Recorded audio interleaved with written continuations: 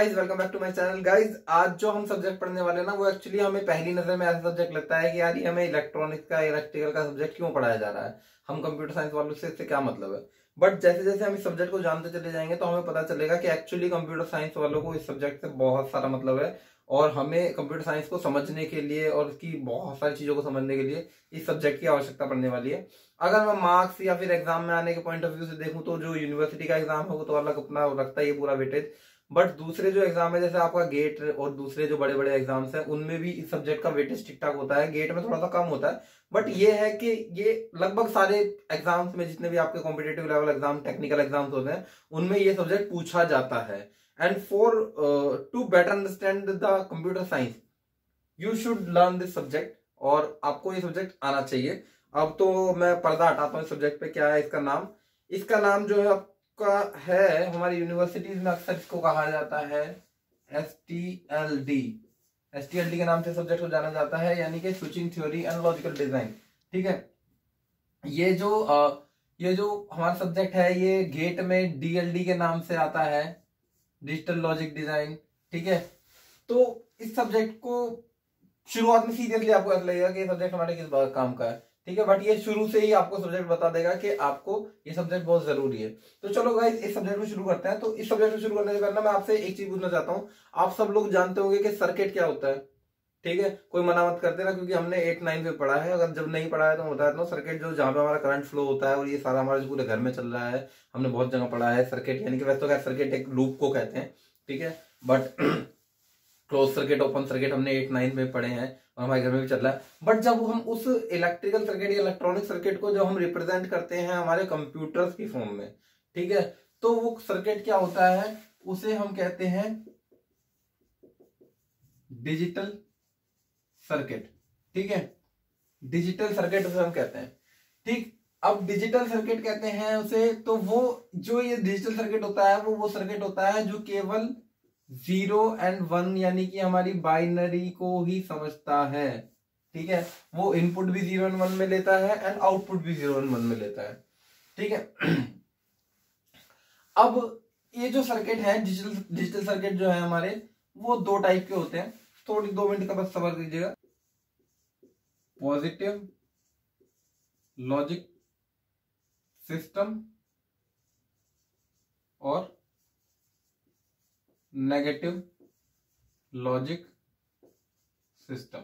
जो हमारे positive logic system होते हैं वो सिंपल सी बात करते हैं जो कि हमें समझ में भी आती है कि 0 को वो कंसीडर करके चलते हैं 0 वोल्ट। ठीक है, वो 0 को मानते हैं ये 0 वोल्ट है, और 1 को हमारे मानते हैं 5 वोल्ट। ठीक है, और at the same point of time जो हमारे नेगेटिव लॉजिक सिस्टम होते हैं वो क्या कहते हैं कि जी 0 है हमारा, वो है 5 वोल्ट।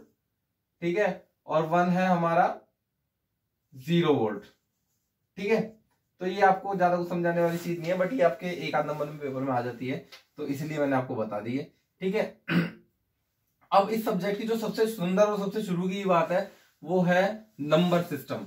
ठीक, नंबर सिस्टम हमारे क्या होते हैं वो हमें जानना पड़ेगा। बहुत अच्छी चीज है गाइस। जैसे हम सब लोगों ने ग्रामर्स पढ़ी है और हमें पता है कि बोलते टाइम पे हमें कुछ चीजों का, कुछ कायदों का, कुछ रूल्स का ध्यान रखना चाहिए। ठीक है, जब भी हम ठीक चीज बोल पाएंगे, जब भी लोग सामने वाला ढंग से हमारी बात समझ पाएगा। क्योंकि अगर जैसे हम किसी अंग्रेज से बात करते हैं, हम तुमसे 3 गुना लगान वसूल करेगा, ये तो ठीक था, बट थोड़ा वो साउंड होगा। बट लेकिन वो लड़का लड़की को भी वो क्या कर रहा है, तुम यहाँ क्या कर रहा है, वो वट एवर इट इज, मतलब जो कि जिन्हें अच्छे तरीके से हमारी लैंग्वेज नहीं आती है वो हमारी ग्रामर का ध्यान नहीं रखता है, और वो थोड़ा सा गलत कंफ्यूजन, मतलब कि एम्बिग्यूटी आ जाती है, कंफ्यूजन क्रिएट हो जाता है। ठीक है, कुछ ऐसे लोग होते हैं जो कि लड़की को भी क्या कर रहा है बोल देते हैं। जैसे हमारे नॉर्मली हमारे बिहार साइड के जो लोग हैं वो थोड़ा सा ऐसे बोल देते हैं। ठीक है, बट उनका अलग वो है। बट जो हमारी एक स्टैंडर्ड हिंदी है, ठीक है, उसके हिसाब से लड़की के लिए क्या कर रही है या क्या कर रही हो इस्तेमाल किया जाता है, और लड़के के लिए रहा है। तो इसी तरीके से मतलब ऐसे ही सेट ऑफ रूल हमारे लिखने में भी यूज होते हैं। ठीक है, तो लिखने में किसमें कि हमारे जो नंबर्स, हम जो भी डिजिट जहां भी लिखते हैं उसमें कुछ रूल्स यूज होते हैं। ठीक है, तो उन्हें ही कहते हैं हम क्या, नंबर सिस्टम। ठीक है, नंबर सिस्टम उन्हें हम कहते हैं। अब नंबर सिस्टम क्या होते हैं, देखो बेटा पहले मैं आपको सिंपल कुछ डेफिनेशन मतलब इनको नंबर सिस्टम के बारे में थोड़ा सा बता दूंगा, एंड देन मैं आपको उसका कन्वर्जन बताऊंगा जो कि आपके एग्जाम में आता है, बट उस कन्वर्जन को बताने से पहले आपको ये नंबर सिस्टम थोड़ा सा जानना पड़ेगा, ठीक है। अब नंबर सिस्टम क्या होता है कि जैसे हमें बचपन से ही पढ़ाया गया ना, कि जिसकी वजह से हमारे बचपन में हमने बहुत ज्यादा मार खाई है कि चलो काउंटिंग लिखो, ठीक है, और चलो टेबल सुनाओ या टेबल्स लिखो। ये तो हमें कैसे पता चला कि हमें टेबल्स किस मतलब किन सिंबल्स का यूज करना है। तो मैं आपको बता दूं, हम जो नॉर्मल लाइफ में या फिर जो राइटिंग में अपना यूज करते हैं वो नंबर सिस्टम हमारा कौन सा होता है, डेसिमल नंबर सिस्टम, ठीक है। डेसिमल नंबर सिस्टम में क्या कहानी है, इसकी डेसिमल नंबर सिस्टम में क्या कहानी है कि डेसिमल नंबर, जैसे इसका नाम से पता चल रहा है कि इसमें ना जो बेस होता है, हर नंबर सिस्टम का अपना एक बेस या वेटेज या फिर उसका रेडिक्स, ठीक है, होता है एक, और वो क्या होता है 10। अब ये जो बेस 10 है ये हमें बताता है कि इस नंबर सिस्टम, इस पर्टिकुलर नंबर सिस्टम के अंदर जो मैक्सिमम वैल्यू है, जो इसमें यूज होने वाली मैक्सिमम वैल्यू है वो क्या होगी, बेस -1। इसका बेस कितना है 10, तो हमारी मैक्सिमम वैल्यू क्या होगी 9, ठीक है। तो इसी तरीके से हम जब नंबर सिस्टम में अपने डेसिमल नंबर सिस्टम में अपने लिखते हैं, हम जब जितनी भी गिनतियां लिखते हैं, जितने भी टेबल्स लिखते हैं, सब कुछ लिखते हैं, तो हम वो लिखते हैं 0 1 2 3 4 5 6 7 8 9 एंड देन 10, ठीक है। बट आप ये चीज देखिए कि ये जो 10 है ना, ये वापस से 1 और 0 का कॉम्बिनेशन है, ठीक है। जितनी भी सिंगल डिजिट मैक्सिमम वैल्यू है वो क्या होगी, बेस से एक माइनस, ठीक है, उससे ऊपर नहीं जा सकता है ये नंबर सिस्टम। यानी कि यहाँ पे 10 को रिप्रेजेंट करने के लिए कुछ ऐसे कुछ कोई और सिंबल नहीं है कि जो कि 10 को रिप्रेजेंट करता हो, ठीक। 10 को रिप्रेजेंट करने के लिए हमें वापस इनका कॉम्बिनेशन करना पड़ेगा, 10 11 12 13 14 15 16 17 18 19 फिर 20, ठीक है। तो यानी कि हमारी मैक्सिमम पैसिव पॉसिबल वैल्यू क्या थी 10। अब आप एक बात का ध्यान रखिएगा, जैसे हम लोग जब माइनस करते थे एक बड़ी संख्या को छोटी संख्या में से, ठीक है, तो हमें क्या करना होता था, कुछ बोरो करना होता था। तो उस टाइम पे आपके अगर मन में बचपन में कभी सवाल आया हो कि ये ऐसे कैसे होता है, ठीक है, अगर सपोज हम माइनस कर रहे हैं 21 में से 19, ठीक है, तो अब क्या हुआ, हम माइनस कर रहे हैं तो 1 में से 9 नहीं ज्यादा छोटा है, तो हम क्या करते थे, एक बोरो करते थे इससे। हम बचपन में कहते थे कि भाई एक बोरो कर लिया तो ये 11 हो गया, बट एक्चुअली ये एक बोरो नहीं करता था, ये क्या करता था, इसका बेस बोरो करता था। बेस क्या है 10, जब भी ये एक से सीधा 11 हो जाता था, और 11 में से हम इस 9 को माइनस कर सकते थे, हमारे पास 2 बचता था, और ये इधर यहाँ पे 1 रह जाता था, एंड यहाँ पे ये 0 होता था, 1 में से 1 गया 0 बचा, ठीक है ना। तो ये जो हमारा, हम क्या करते थे, बोरो करते हैं बेस को, चाहे कोई भी नंबर सिस्टम हो उसमें हम जब भी बोरो करते हैं तो हम बेस को बोरो करते हैं, ठीक है। ओके, अगला हमारा नंबर सिस्टम मैं आपको बताता हूं।